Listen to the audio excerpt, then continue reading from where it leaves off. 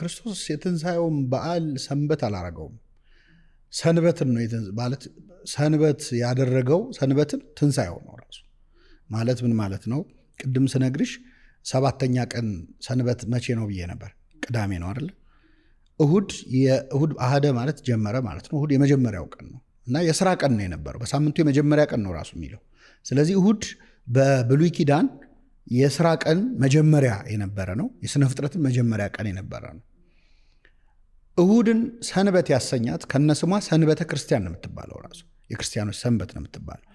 እሁድን ክርስቲያን ሰንበተ ክርስቲያን ያሰኛት ወይም ሰንበት ያሰኛት የክርስቶስ ትንሣኤው ነው። በትንሣኤው ምክንያት ነው። ስለዚህ ክርስቶስ መርጦ በእሁድ በሰንበት ተነስቶ ሳይሆን መነሳቱ ነው እሁድን ሰንበት ያደረገው ማለት ነው።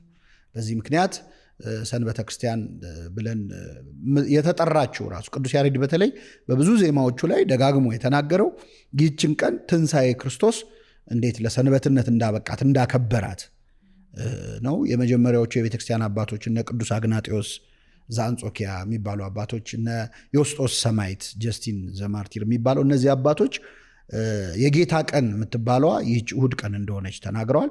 ከዛ በኋላ ትንሣኤውን ተከትለን ነው እንጂ የቀደመችው ሰንበት ቅዳሜ ነች። ሰንበተ ክርስቲያን የሆነችው እሁድ ነው እና ከትንሣኤ በኋላ የመጣ ነገር ነው። ከዛ በፊት እሁድ አልነበረ።